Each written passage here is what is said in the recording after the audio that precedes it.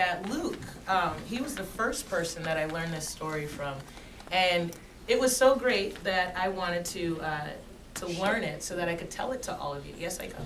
Well, here's a book, but Eugene is going to tell it as a story. Yes, this is the book. It's called The Legend of the Chinese Dragon. Okay? Dun, dun, And dun. first grade A, don't give it away what happens in the end, because you guys have heard the story. But maybe it's a really good story. Maybe as we're going along, I'll ask you some questions, and maybe you guys can fill in the blanks for me. Okay? Does that sound like a good along the idea? wall. This is You a guys good can spot help for to you. tell the You can story. stand along the wall. Well, you're all going to help just from your seat. Okay? Because the two of you James? can't be together. So you gotta find a different spot. Good, Reese. Fine. Okay, we ready? You ready, Lena? Everybody take a deep breath Yes, sir. to settle your body down. Okay, here we go. A long time ago. Lena, I'm still waiting for you.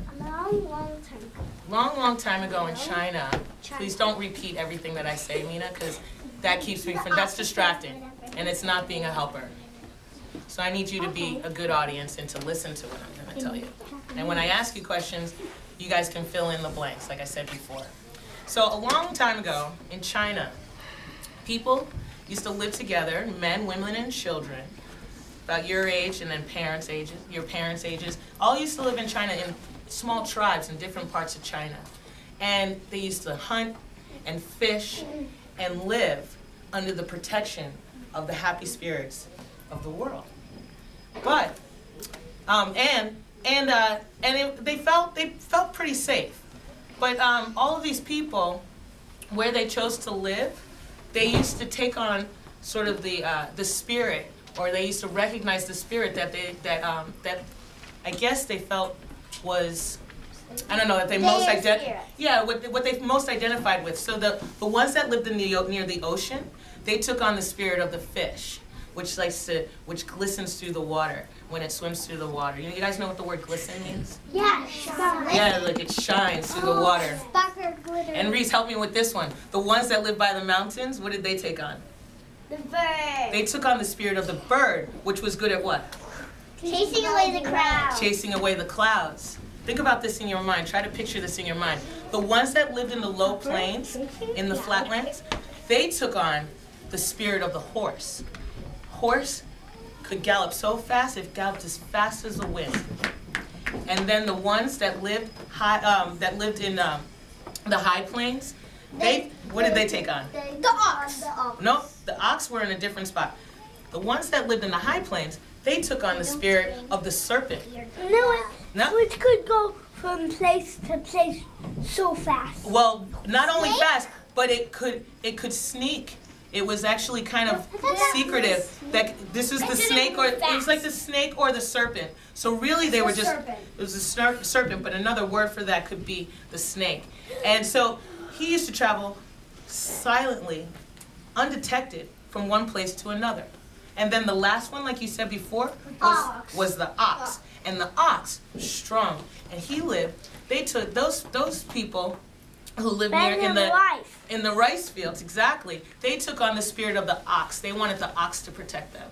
So all of these different tribes all listened to and really felt really good about all these spirits protecting them. The ox was a hard worker. Yeah, the ox also was a friend of the hard worker in the rice fields. But the thing is about these tribes is that a lot of times they were very envious of each other. Do you know what that means? Jealous. Jealous. What else? Jealous. Wanting to have a Luke, you're interrupting Aika. We're fighting that, like, the spirit, like, maybe the ox had to be ruling the whole, the ox had to be the only spirit. Yeah, well, basically... No. They were jealous of... They weren't jealous of themselves. They were jealous of the other tribes and what they had. That's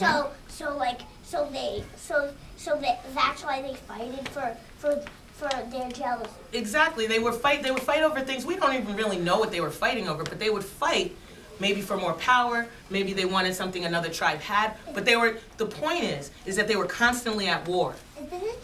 This is a legend. So don't really know if it's true or not, but it's what they believe, but it's not actually real. exactly. It's not actually real. It might be real. Happened, like I said, happened a long, long time ago. We weren't there, so but we can still enjoy the story. Anyway, all of these tribes fighting all the time. The children of these tribes were so upset that they decided that they were going to wage war on war. Do you know what that means? What? They were going to fight the fact that there was fighting. So you know what they did? What? They thought about all these spirits. Thought about the fish, the bird, the ox, the serpent, and what was that last one? Snake. Fish. The serpent is also the snake. The fish. And they decided, Fish the first thing. I know, I said it a little bit out of order, but we still got all of the spirits, right? There were 5. But this is what happened. They decided to take something from each of these spirits to make one spirit to protect everybody, so that no one would fight. So you know what they did? They made a dragon. Well, that's what it was called. But they actually took the body of the serpent and they attached this. Hold on, let me finish. They took the body of the serpent and they took. Thank you. They took the body of the serpent and they attached. Hold on. They took the body of the serpent and actually attached the scales of the fish onto it. Then they took the head of the horse and they attached the horns of the ox onto that, and they put the head onto the body of the serpent. And then the last final touch that they did after all of that was done, what do you think they attached to The legs. It wasn't legs, it was the wings of the bird. So now, so now we have, hold on, so now we have a creature that could swim in the ocean, fly through the air, and run on land. And you know what they called it? A dragon. A dragon, that's right. It has the front feet. Hold on, let him finish. It has the front feet of a bird and the back feet of an ox, right? Yeah, you can also add those details in yourself. But I said the horns of the ox. But also, they decided that this one creature was going to protect everybody, so that no one would have to fight anymore, Aiko. And so, when the parents and all the grown-ups saw what the children had created, they thought it was the most beautiful, most wonderful creature they had ever seen. And to this day, the dragon is a representation of happiness and peace, because everybody was getting along. For so long they tried not to fight, and they promised that they weren't going to be mean to each other, but throughout time that didn't always happen. But the children were the ones that created this peaceful character for everyone. Yes, Mina. Like children rock. That's right. Have a seat. Oh, hold on. Have a seat. James. I want to say that the dragon isn't always a symbol of peace. Like But let him finish. Like in old-fashioned night times. Yeah. The knights had to fight dragons, and dragons were evil. Well, this is the story that I'm choosing to tell, James, is about a peaceful dragon. And in Chinese culture, when people think about the dragon during celebrations and things, they're thinking of it in a peaceful way. Like if you think about Chinese New Year. Exactly. Reese has his hand raised. Go ahead, Reese. Like because they were in different times and they were in different cultures.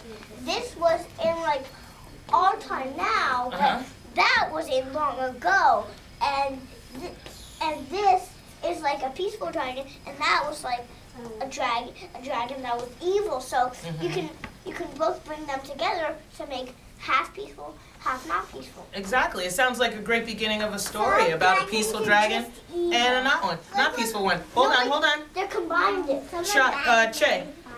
Go ahead. This part of the skin is made by a snake. This part of the skin is The body. This part of the skin made out is a fish. This part of the skin is made out of a snake. And you know the one who had the wings. How come it shows 3 legs? So this is just the cover of the book. So it's actually not the full picture of the dragon. Hold on. I'm going to show you The back.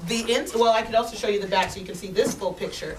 But I'll show you the picture on the inside that shows you how they put all